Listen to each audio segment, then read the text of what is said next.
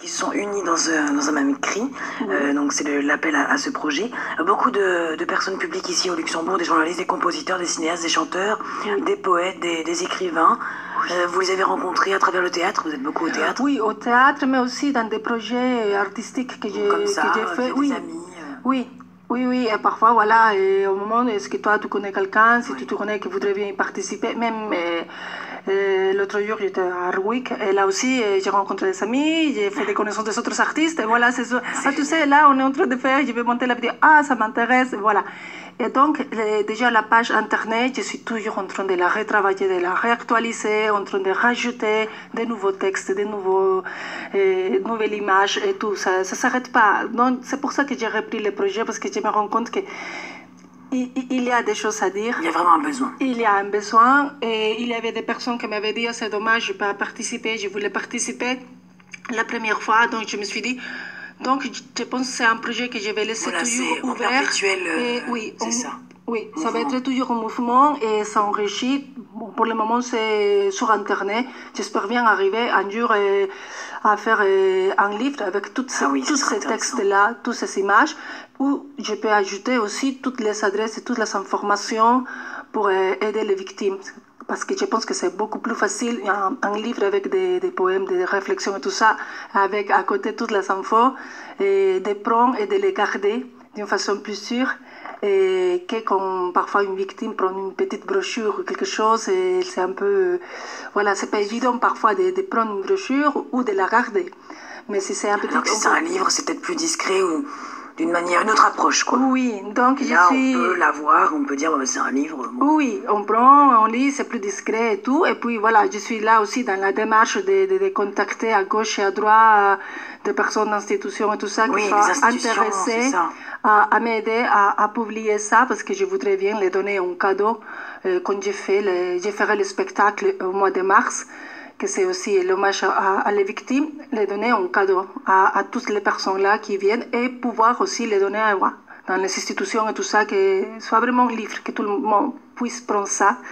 Et voilà, c'est un peu en utilisant mon côté artistique d'arriver à faire quelque chose et aider. Moi, j'étais vraiment à ça. Ouais. Et aboutir à un projet. En tout cas, il y a pas mal d'institutions ici et d'ASBL ici qui aident les personnes. Vous pouvez aller sur le site du FED, donc Femmes en détresse Luxembourg, fed.lu. Là, vous avez tous les différents services. Hein. Il y a le vis-à-vis, c'est le service d'information et de consultation pour les femmes. Il y a le Frauenhaus, donc le refuge pour femmes victimes de violences conjugales. Il y a le service d'assistance aux victimes de violences domestiques. Il y a le service d'assistance aux victimes de la traite des êtres humains.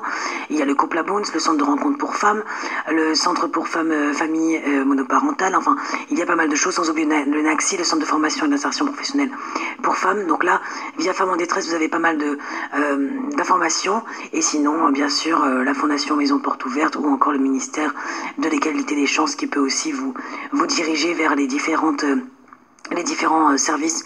Et là aussi, ce serait peut-être intéressant de vous mettre en contact avec toutes ces personnes qui travaillent dans ce milieu-là, pour pouvoir peut-être pour pouvoir continuer à faire évoluer à donner la vidéo, parce que je pense comme cette fois-là, quand c'était l'inauguration d'une maison refuge pour les femmes, c'était vraiment bien, parce que voilà, tout le monde pouvait le fait que ça passe toutes les images, et c'est toujours en différentes langues, tout ça, tout le monde finit par se retrouver dans une langue ou l'autre, dans une réflexion ou l'autre. Et puis, je pense que ça donne un sentiment qu'il y a quelqu'un de l'autre côté. Un sentiment d'écoute. Oui, qu'il y a une écoute, qu'ils ne sont pas toutes seules là, qu'il y a des autres personnes là. Il y a du soutien. Prêts à donner une main, à écouter, à aider et tout ça.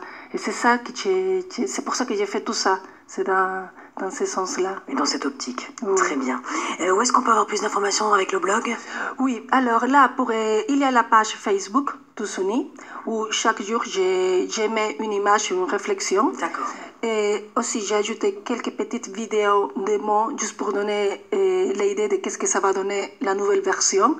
Et puis, il y a le blog. Si vous allez déjà sur le Google, il suffit que vous tapez Tous Unis et vous mettez à côté Myriam R. Kruger, et ça va venir tout de suite le blog Tous Unis. Ça vient tout de suite.